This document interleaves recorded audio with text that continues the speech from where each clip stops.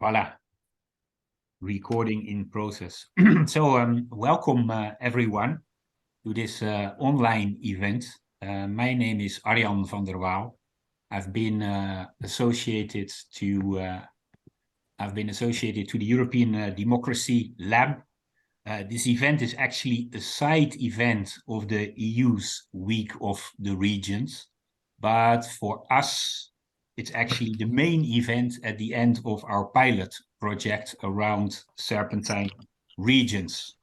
The title of this event, Serpentines, the regions as a new texture for the European continent.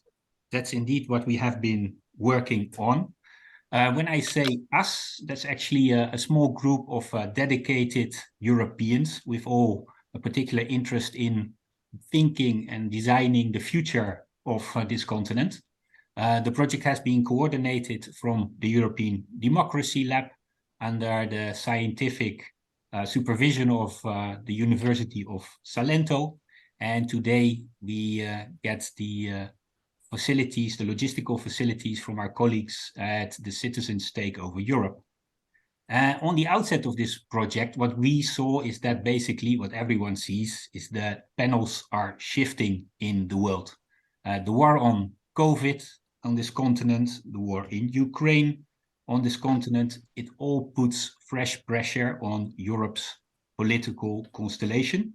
It remains this continent thereby a field lab for thinking and rethinking post- and supranational political architecture. And that's super interesting, and that's what we used. We have been zooming in during this project on the fabric that could possibly replace those current European nation states. Think both of the member states of what's the EU, but also the nation states outside or still outside for now this EU. And you think that it's pretty clear that they're not fulfilling, or they're in the way of fulfilling the promises and the potentials for this continent. As Robert Manasse said, it's actually a region that's home, and nation is a fiction. So we decided to see and what happens if it's Europe's regions that are actually the binding factor and the building blocks. We're going to focus on the ties that bind them together, their interconnectedness. So that's what we have been researching. Today, we present the outcomes, the results of our pilot research. We have two very distinguished panelists who will react to the concept of these serpentine regions. That's Professor Susanna Cavero, she's professor at European law at the University of Salento, and she's also directing the supranational democracy dialogues. The second panelist, Ulrike Guiraud, professor at Bonn University and founder of the European Democracy Lab. She has countless publications about Europe's political past and future to her name. But first, there will be Jan Bierhoff, the strategic thinker and the senior researcher behind our project. He'll be presenting the results. It's Jan who actually coined the term serpentine regions. This pilot research was undertaken over the past 1 year, just over 1 year. We've been searching for studies in 4 bordering regions that's across the continent, inside and outside the current EU, and looking for that interconnections that actually connect them rather than divide them. We've been looking at the Celtic one, Ireland, Wales, Scotland. We've been looking at the Galician region, that's not Spain, but is the old region across the Polish and Ukrainian border. We've been looking at the Adriatic one, Puglia, Albania, Montenegro, and we have been looking at, let's say, a Dutch, a Netherlands, a lowlands serpentine between Ruhr, southern Netherlands, and Flanders. 2 out of them came to fruition in the sense that we managed to build a future scenario.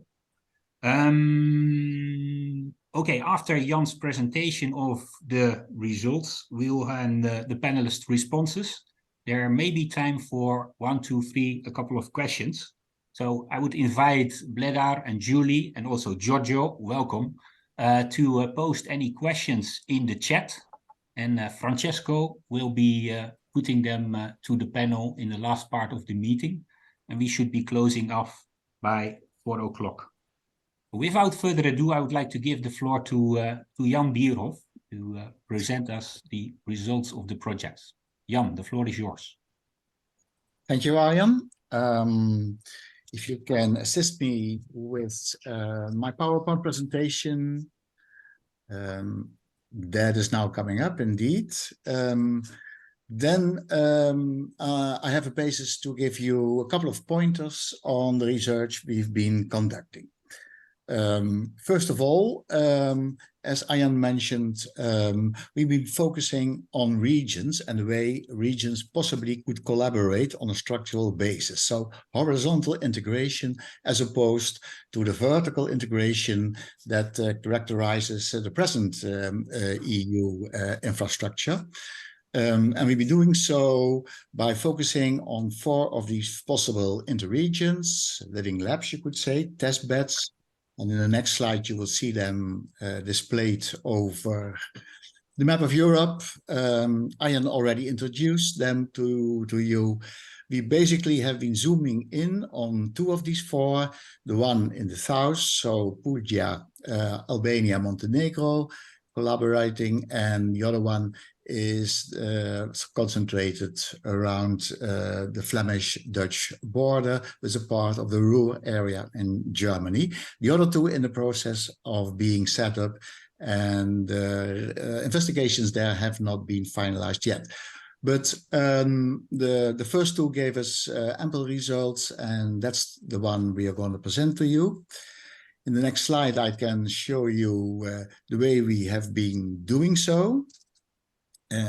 In terms of our methodology, we've been using scenarios, which is quite an unused element in social science, but nevertheless, it was helpful for us to more or less portray a situation which could occur in another 5 years from now. So the scenarios basically invented futures, you could say, position themselves in the year 2027 and are looking back on what has been achieved in the 5 years before that in terms of interregional collaboration, projects, idea, experiments. We've been putting these scenarios to the test, try to validate them with a number of experts in both regions. So people who are well versed with those regions also are well known for what's happening there, what possibly could be achieved. And on the basis of that feedback from the experts, we have been putting together what you could call a Serpentine profile, so the archetypical form of these interregional cooperations.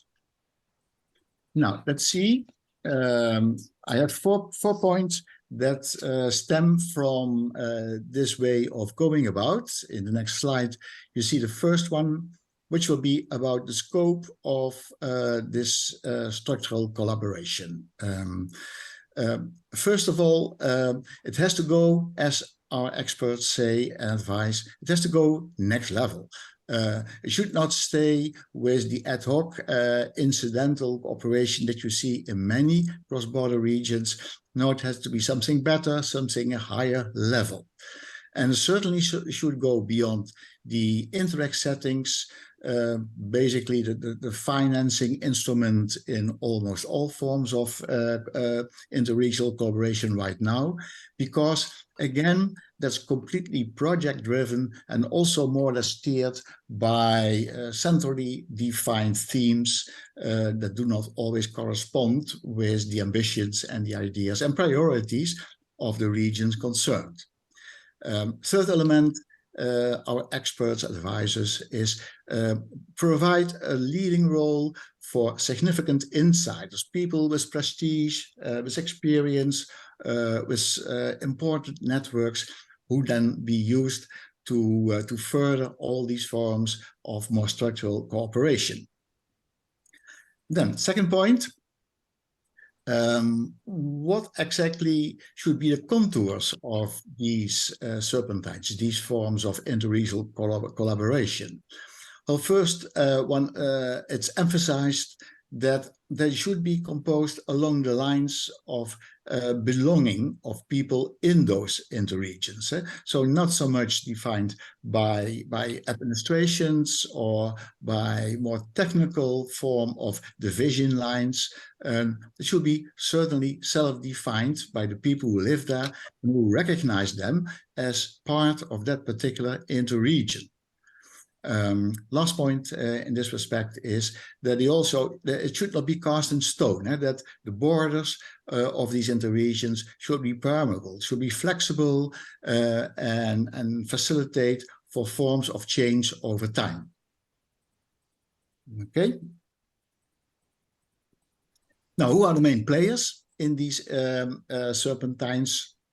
Well, clearly, there are two important ones.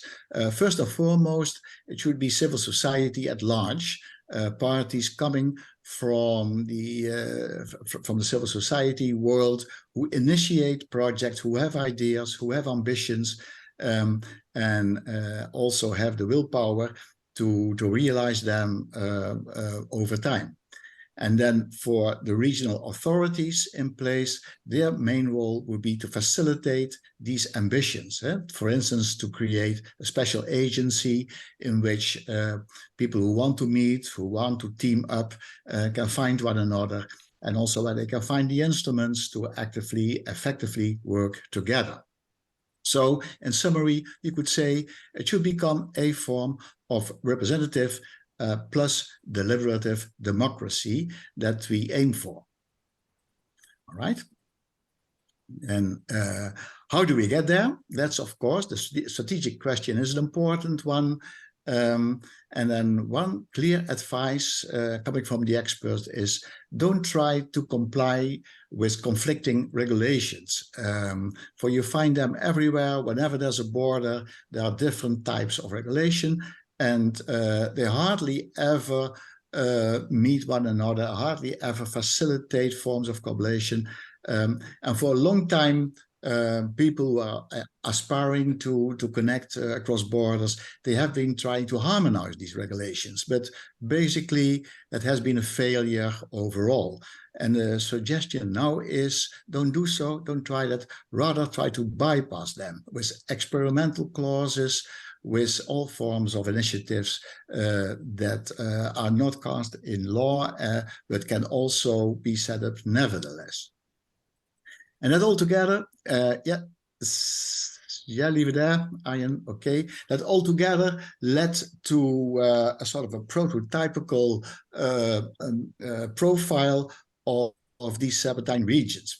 By the way, serpentine, I introduced it already, but we've been coining this term because when you see them on the map, they have very, very, very awkward forms, and they are much more similar to what a serpentine is and not so much a single, simple, centralized whole. So for the project's time, we've been coining the term serpentines for these. And then in 5 points, I'll try to highlight the profile. First of all, people should feel at home in these serpentines. There has to be a sense of belonging, combined also with a clear ambition for joint action. And these are the dynamics, I think, we think, for these forms of continued collaboration across borders. And this should be a process of incremental growth. Take time for it. Make sure that you're not too hastily with the introduction of elements that cannot be sustained. But take your time for it, and what you do, try to do it as well as possible. Second point in this profile will be a clearer definition of what exactly should be inside such a serpentine. For we have already mentioned it should be territories with a common element, but that element can be quite different from one another. It can be history that binds regions together, geography, for instance, waterways that makes it simple to combine forces. In many instances, it is culture, a shared culture that is the binding element. Sometimes, and much more in modern times, can also be economy. In any case, for almost all of these interregions, there is a cross-border footprint. They comprise regions from at least 2 or 3 member countries. So the footprint is clearly international, although the character of the initiative is purely regional. And it can be, already mentioned, can also be cross-union. We have been looking at candidate states. We have been looking even into some parts of the Brexit area to include into these Serpentines. Yep, and then the third point then would be that if you are trying to work together along these lines, the question arises, will that be a completely new governmental layer? And what should be the relationship with the existing, often provincial, regional governments, authorities? And then the idea is not to try to substitute them, but to complement them rather. And a way of doing so would be to create what's called a type 2 government, which is single purpose as opposed to the normal regional authorities, which are multi-purpose. So a single purpose collaboration, many of us know them, for instance, with the water management boards you can find in many countries, who operate together and often cross-border already. And that's alongside and in close cooperation with the existing governmental layers. And the mandate then should be horizontal integration and not much more than that. Okay, and then we go to the next one. When you try to compose these serpentines along the lines as described here in this profile, how many of them would we find ourselves with when you try to spread them over Europe? And we think of a limited number, closely to 40 or 50 of them. But the most important element is not the exact number, it's the fact that they are comparable in political weight, that they more or less potentially can have the same vote and have the same amount of attention when they start debating among the mothers. And that would foster a situation that arguments start to count much more than status. Like we have now in the present EU infrastructure, we have really tiny states and a few mighty ones who more or less dominate the situation. It also facilitates when you have these number of regions with a comparable political weight. They facilitate the situation of majority voting. That also is one element that needs to be put in place. Nobody hardly knows how to do that in the present infrastructure. And then a last slide to complete this profile. How does that fit into the present EU institutional framework? Hardly, we have to admit. I think it would be an illusion to expect the European Commission, let alone the Council, to embrace these ideas. But there certainly is already a clear sign of interest on the part of the European Parliament. So the elected institution where people are really looking into ways of modernize the way European voters can have their say. And what we would like to propose is that not only parties, not only individuals, but also regions and collaborating regions could have the representation at the EU level and then at the level of the European Parliament.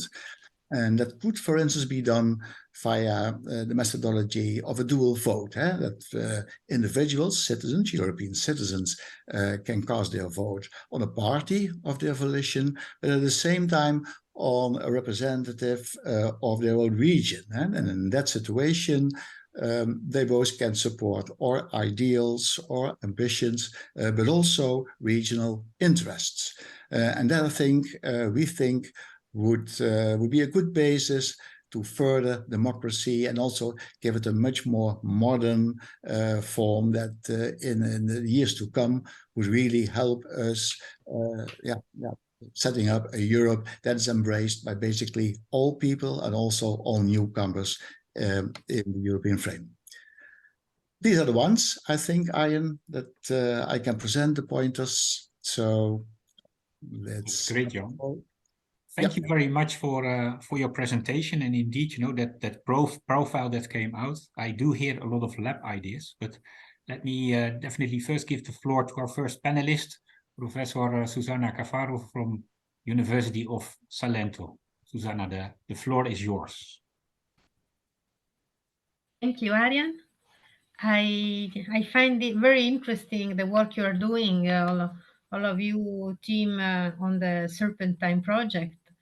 And as I pick for myself as a sort of role of discussant, I think I will highlight some pros and cons and then how this project help us looking forward in Europe, even beyond the specific scope of the Serpentine region. First of all, I like this idea of integrating the supranational with the transnational dimension. Serpentine in itself transnational. The idea that it's possible to collaborate among local actors across borders. So not something over the states, but something which just cut horizontally the borders and put in communication homologue authorities and actors in different states. So I like this idea very much because I think that this complements the idea or the starting point that we think that we all think maybe this is what put us together, that borders don't define us anymore, or not so much at least. They just define something about us, just like regions, cities, or the globe we all belong to. I mean, so the idea is that we are citizens at all levels, and there are many different ways of participation, and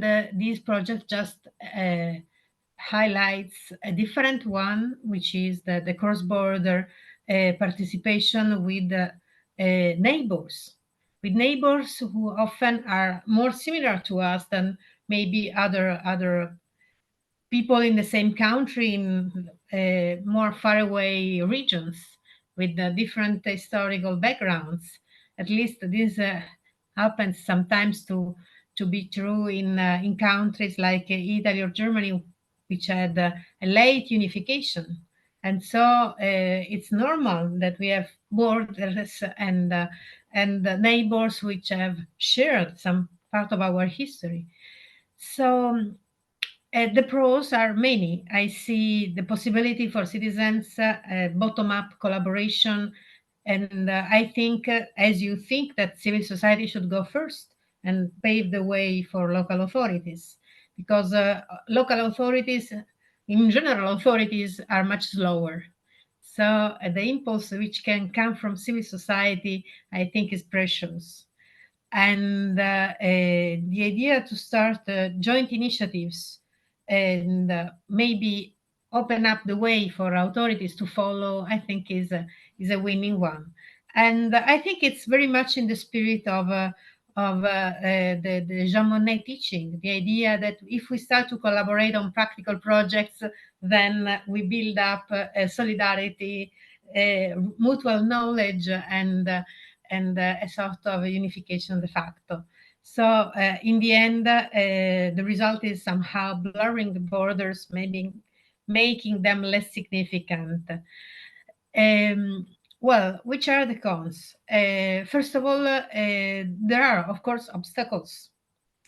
And the first worry that everybody express, everybody I discussed this Serpentine project with, is the idea of adding a further level of complexity to an already complex multi-level governance in every state. We have municipalities, regions, districts, whatever, nations, Europe, and then we add in the middle also the transnational regions. So, and these levels of complexity, of course, as you already said, can be made more complicated by the different regulations, especially if we interact with the countries not yet in the union. And then there is the linguistic and cultural complexity.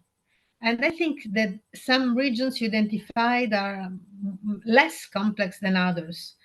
And my perception from afar, of course, is that lowland is much more homogeneous because as there are neighbors who share a language, this makes things much easier. While the Adriatic region is not so much a region, is just a cross border with a sea in the middle and different languages, even different alphabets on the two sides, the two shores. So of course there is a complexity there. And also another difference, which is not to be underestimated, is that while both in the lowlands, both the countries, or the three countries, I think also Germany, were all inside the union since a long time, and all inside the American influence sphere during the bipolar age, let's say, era that ended at the end of the 80s. We in Apulia were on the border of the Western Bloc, and so for 50 years we didn't communicate with the other shore, and so we are let's say somehow with quite difficulty recreating connections which previously existed but were cut by the history, by recent history. So some regions maybe work better or easier to work with than others. Then another thing I would like to say is that I love this approach, this visionary approach of projecting into the future, because in a period of crisis of politics and democracy like the one we are living, I think that we all should learn to be more visionary. I maybe should learn to be a bit less visionary, but most of them out there should be a bit more visionary. And so accept the idea that you cannot learn from the present and think that this is what there is to learn.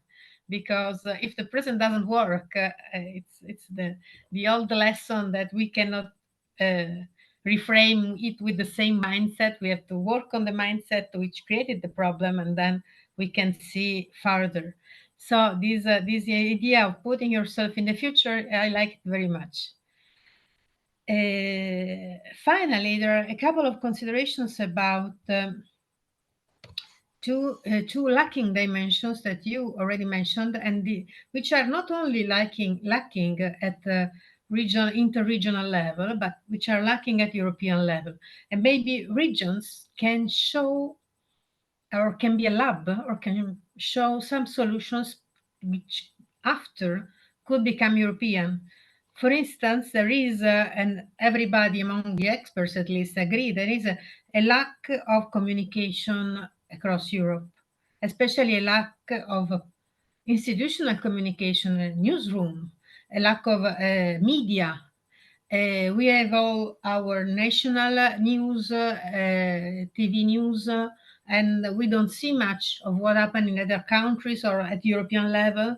I think we really would need there some pushy legislation obliging our media to dedicate at least a percentage, a 20 or 30% of news to what happens at European level, not just at national level, because it's a paradox that the majority of our legislation comes from the European institutions, and we just discussed in Italy what happens in the Italian parliament, which is not so significant in the end compared with what, I mean, everybody among us knows that the European Parliament is discussing the Artificial Intelligence Act, which is a huge thing.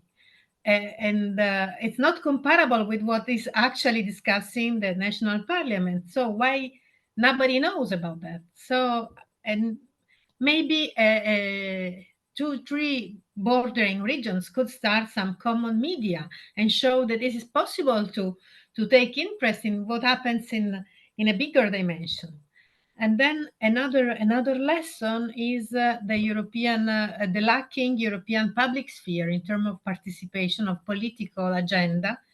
And I know that many, not only many European federalists, but maybe many Europeans would love to have real European parties and real European elections, where the debate is European, the parties are European, you know which parties you're sending to the European Parliament, not just which branch of some future agreement among some federation and we don't know anything about because their congresses are also out of the communication sphere. So I wonder if a political debate could also start in these cross-border regions. It's just few ideas, but I mean, these are holes in the European fabric that we should try to fix sooner or later. I wonder if this project could contribute. So this is more a question maybe to you, Ian, and also to Rike, to Arian, and to everybody wants to attempt an answer. So that's my contribution. And of course, if there are interesting comments, I will jump in. Great. Thank you very much, Susanna, for all these considerations, the pros, the cons, and also the need for communication that as a key factor. And those actors already left out. And indeed, the need for vision. Well, I would say many things are being said about our next panelist, Ulrike Guerrero.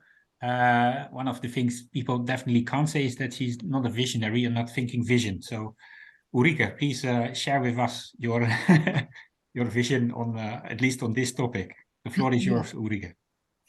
Well, thanks everybody for being here on a nice sunny Monday and for Arjan to putting all this together. I'm very happy that there is in-depth research on regional politics and how to manage the European space in a regional way. Thanks, Jan, for putting all this on the table. And I found it a very, very good sort of line-up for the discussion, because Arjan mentioned it, region is home. Yeah, there is all these aspects of geography, history, culture, and so while the region is sort of nearer. And in essence, this is how I built this sort of vision of a European Republic, just going back in history. I mean, everybody who goes back in history before the French Revolution would see that we have Apulia and Lombardia, and we have Alsace and Baskenland and Catalonia and Scotland, whatever. I mean, there is a regional, the kingdom, the former kingdoms are the regions, right? So there is a regional sort of fabrics of Europe, which is a very, very old fabric. And normally most people intuitively know about Böhmen, Mähren, and, you know, all these medieval history spaces before we started grouping some of them in national states and some became an own state. Yeah. So I do actually think regions are very important. And I think Jan mentioned, and this is very important, they are important in terms of size. There's a lot of empirical evidence. Core, you know, Denis Rougemont, Small is Beautiful, all this research that has already been done in the 1970s, basically saying that political entities built up to, say, 10, 15 million people have the aspect that people are familiar among each other, and they do not tend to think that they are governed externally. You know, it's a sort of, this is Washington, this is Moscow, this is Berlin or Paris, you know.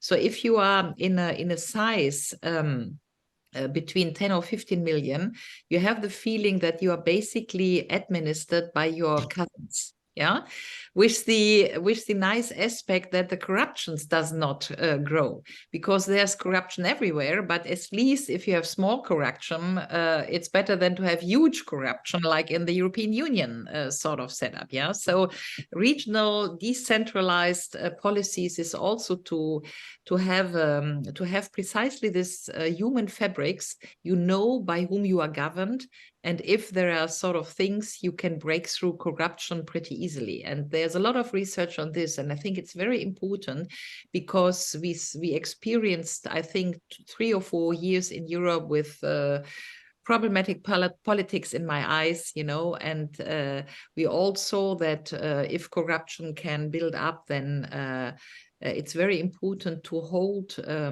politics, say, in your region, and to be able to go against. So having said this, I also agree on the fact that you need to work with civil society. I give you the example, for instance, that the town of Frankfurt an der Oder in Stettin, so the German-Polish border in the northeast of Germany, they have a citizen concept which is fusioning the two towns, and it's called Frankstedt. So they merge the two names, Frankfurt, Stettin, Frankstedt, you know, and they start to have a citizens initiative that they become the citizens of Frankstedt, because they do not want the divisions of the two towns, which are basically cross-border. So I think indeed there is lots to look for by citizens' activity that are doing this cross-border work. And it's not only that the citizens do it because they are also European or whatever, living in utopia. I think they actually do it because if you live in a border region, you have really problems. I mean, there's problem of public transportation.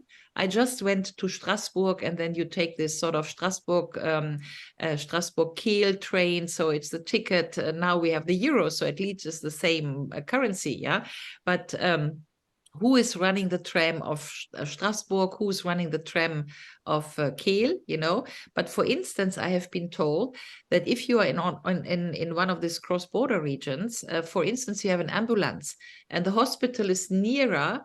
On the other side of the border, you are still transported kilometers away in your own national hospital, because all these factors are not matched. Who is taken care of? I mean, who pays actually for your stay in the hospital? Yeah. So there's not only a civil society thing here, sort of being really there for citizens and basically the ability to be placed in the next hospital, but then there is a different layer of consideration, which is who pays. I mean, what is that citizenship linkage? That means that if you are living close to the French border, but you are a German citizen and you end up in a French hospital, why isn't there a flow between the social the social security sort of things, that this is not a problem? It should not be a problem, because we are in a single market. We have a European citizenship, by the way. We have also the euro, so it should not be a problem to have a formula that there is a reflex that you can go to any hospital independent of your nationality by passport if you are living in a cross-border region. Yeah, I'm just pointing this out because we need to bring it down from utopia or just sort of fantasy or the citizens like each other.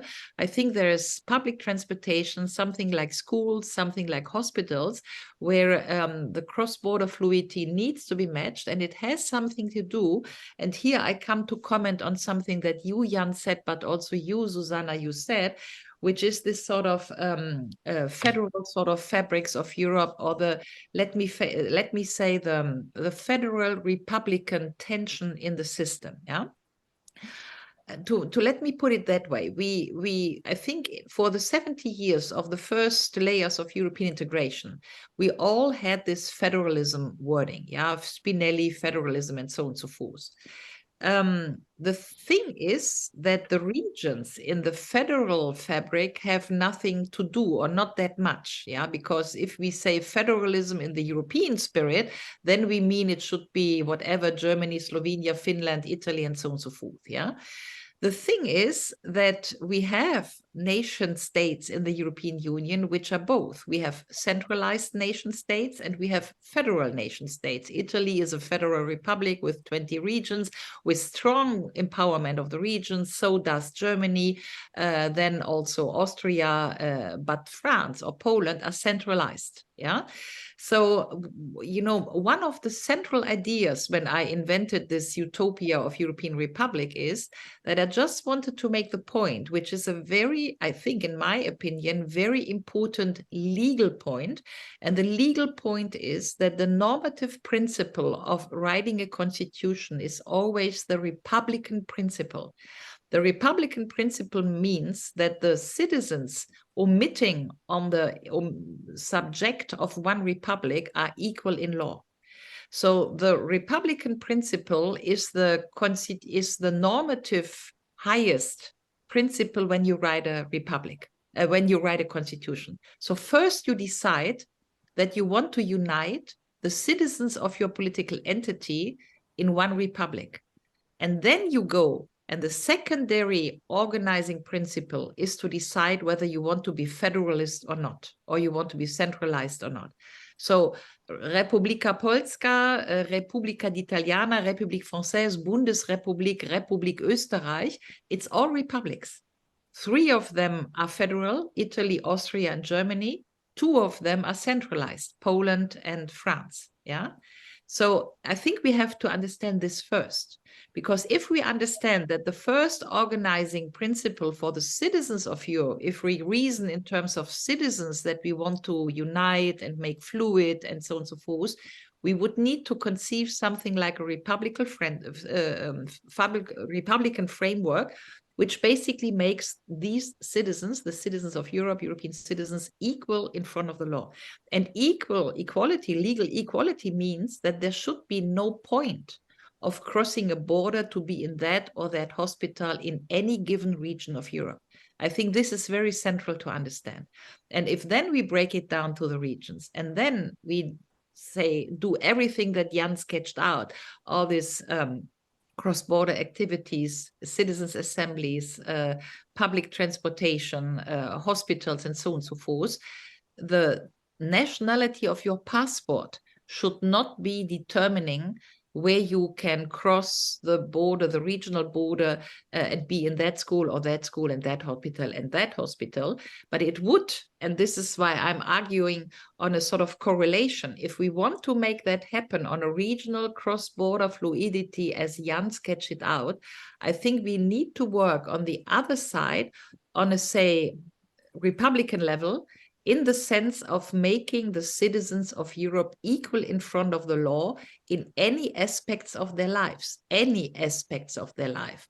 including social access, including unemployment fees and all these sort of things. Yeah. So I think the one can only work with the other. And if we have that sort of in mind, the sort of nation becomes a very sort of interesting beast, because if you then look at Europe, you see that you have nations which are basically one region, like Slovenia or Finland, or you have nations like Germany, which are 16 regions, or Italy, which is in itself 20 regions, or France, which is in itself 20 regions, right?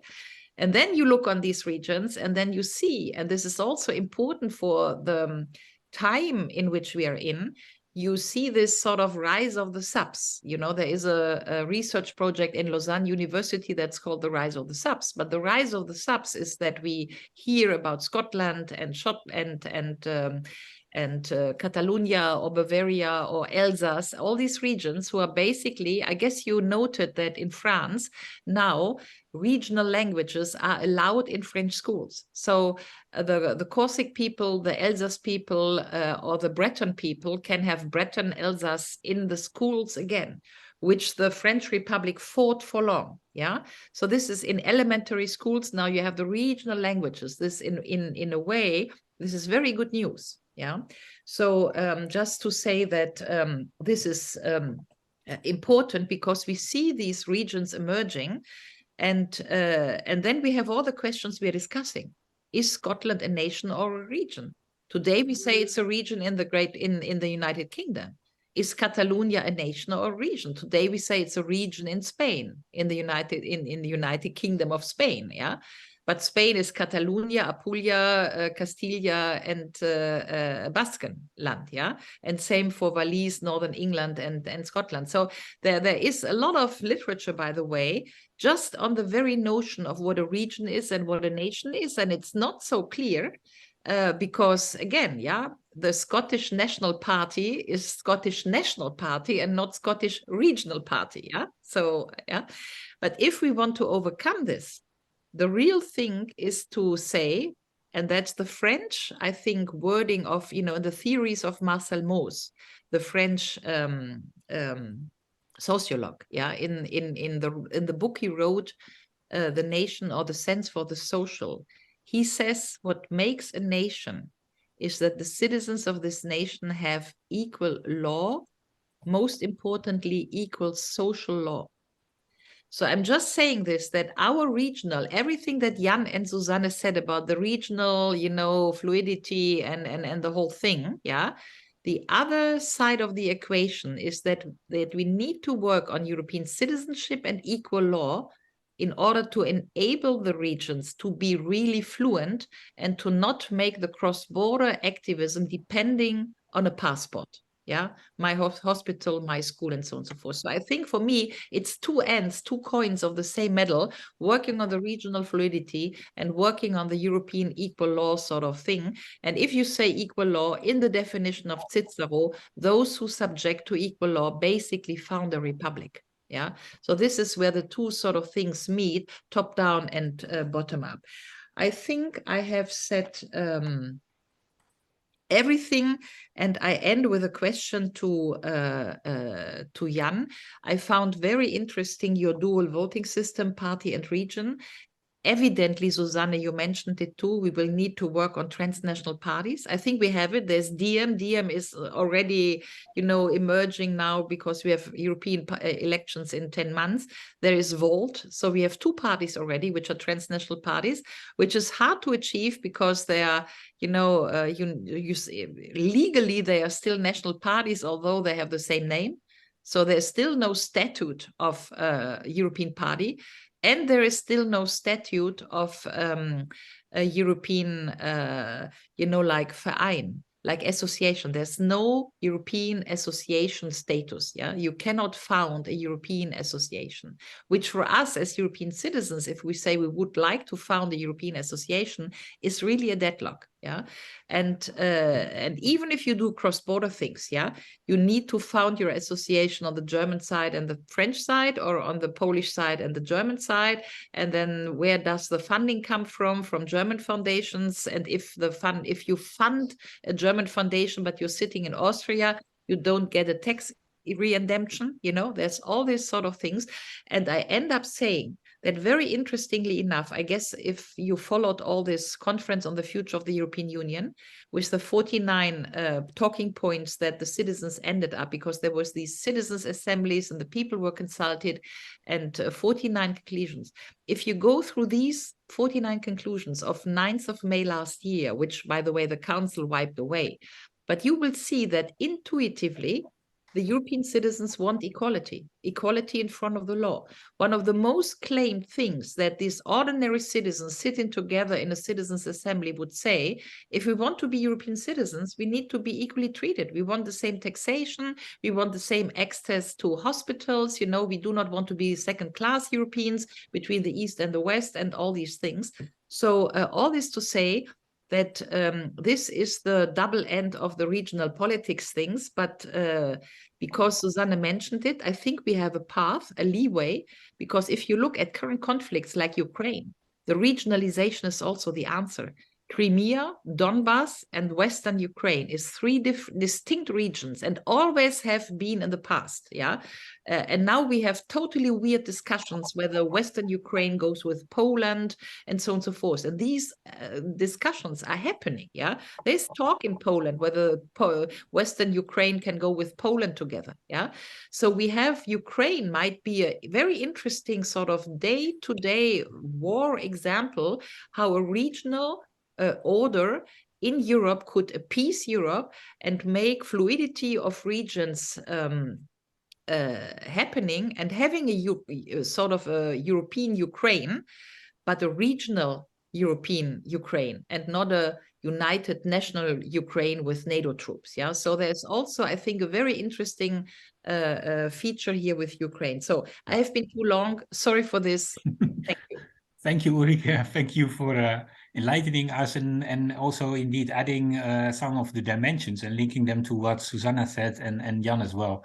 Maybe because we are running out of time. I'm sorry to say it's indeed a very interesting topic, as we have been living in the research group for the past year. Maybe a very brief final response or reaction, Jan, from your end in relation to what has been said and in relating it back to the research. Ooh, can you unmute? Sorry. Ooh, Jan, can you unmute? I'm out of mute now. Okay. Yeah, you are. Good. Yeah, but then very briefly, Susanna mentioned a couple of points. One of those is, I focus on the cons. So one of the elements she mentioned is the level of complexity, and that certainly is an issue that needs careful treatment, because it could easily understood that we are still advocating that another governmental layer is put in between, say, the local and the regional and the national. We should try to avoid it at all costs. And let me give you one example in which, when you put together it at the level of what I call a government two level, we have in the Netherlands, we have a national water authority that has set up that authority a project in the last 3 years called the Blue Deal. The Blue Deal comprises a strong collaboration between 15 regions in 7 countries already. And it works finely, and it's to the relief of both local and regional authorities, because they are realizing things none of them by themselves could ever have been achieved. So there's sort of a balance between the risk of complexity and also the promise of simplification that more or less could be balanced out one another. And that's probably what we should try to achieve when we work on further projects.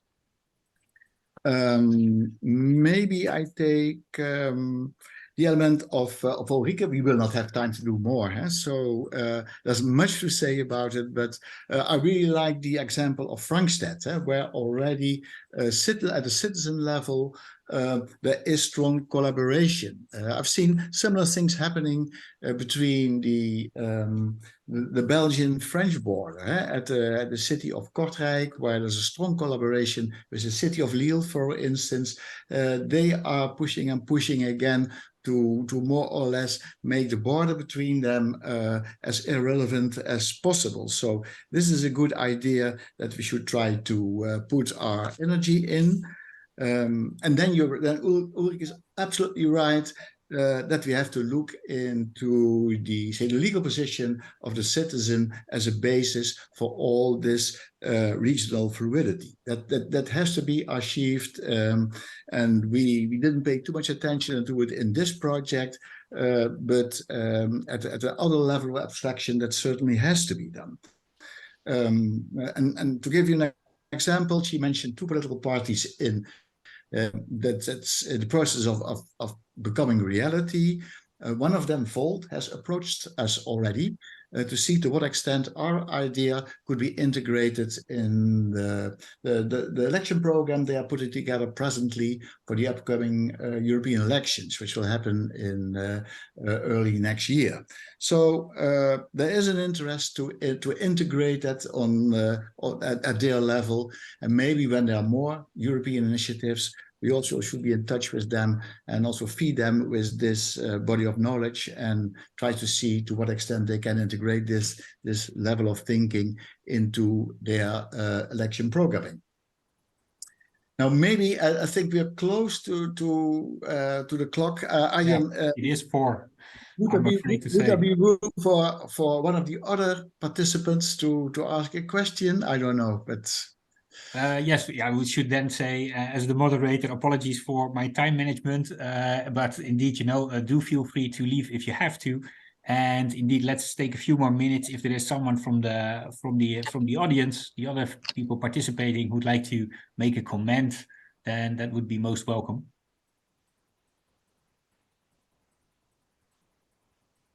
May I speak? Is that okay? Yes, Julie, please. Yeah, thank you. So some people will know that I was a member of the European Parliament representing the northwest of England for 5.5 years, which actually is a huge region and borders with Scotland and with Wales, interestingly enough. I was on the Regional Development Committee in the European Parliament. I'm just wondering, what if certain areas feel they belong to more than one region? Because I could see how, I could see how, for example, maybe people in the south of England might feel connected to the Netherlands, Belgium, parts of France, for example. How other countries might feel aligned with a variety of different Serpentine regions. So that would really, and it's a fantastic piece of work that you've done. I've really enjoyed hearing all about it. So it was great that you included UK in that, because we are not so united anymore. But yeah, so my question really is about, can you belong to multiple regions in this Serpentine way? Jan, I think the answer. Yes, we made a very distinct opening by more or less concluding that there should not be in these Serpentine regions real, true, solid borders any longer. So that fluidity is almost an integral part of the definition of what a real Serpentine would be like. And I think that would open up for the different forms of coalitions and over time and in real time even between the various regions. It doesn't matter. There will never be a sort of a headcount, I think, in those Serpentine regions. People can associate, affiliate, cross-border, and that should continue. And that fluidity should be taken very seriously in this respect. And even there, you could look back. Ulrike mentioned it already. When you go back 2 centuries, you would find yourself in a Europe that where this was already standing practice, where people were combining over time, where there were temporary associations where people were belonging to one sphere of influence or the other. And that certainly, I think, should be a possibility. Great, thank you. Any other comments or burning questions? Would it be possible to ask a question? Yes, please, Giorgio. So I was wondering personally, I didn't exactly get I get the idea of the Serpentines, but I was wondering, how will this proposal be enacted in a political sphere of context? Especially because are we more talking towards an administrative subdivision into what we could call a kind of macro region, or will this be more like an office, an ombudsman that facilitates dialogue between regions of different national states? Because in the first scenario, this will be probably more possible after a unitary restructuring of the European Union compared to the current separated, relatively, union itself. I hope I made myself clear. Yeah. Could I assure one of the two other panelists perhaps take the floor? I can give an answer. May I? Definitely. Yeah, may I? Sorry, just that Blader has a comment I can read. Yeah. Hello? Yeah, wait. Okay, Francesco, let's first answer or give a response to Giorgio's question. Okay. Ulrike or Susanna? Yeah. I can answer well. I would say to Giorgio that his question is the typical lawyer question, the legal mindset. So which is the tool? And we also tend to generalize. I put myself in the category of lawyers. Tend to generalize. So we need a structure. We need the same structure. But what I'm understanding, I ask Ian if I'm correct, is that this whole thing would start without a specific box which fits for every solution for every coordinated cross-border region, let's say. So we could have a facilitator in a place, a coordination of local authorities in another, and at least at the beginning. So the idea is to start with experimentalism in a certain way. Is that correct, Ian? Right. You're right over there. Yeah, that would have been my answer. Yeah. I have another, say, philosophical vision. Yeah, talking utopia visionary. It happens, I think, that in history, you don't do things, but you envisage what you want. Look at German unification. We talked about German unification 40 years. Never ever Mr. Kohl and Mr. Honecker sat together to say on a table, we need to do a unification contract. Yeah. Just something happened. Bärbel Bohley, citizens were on the streets. And then imagine the wall came down.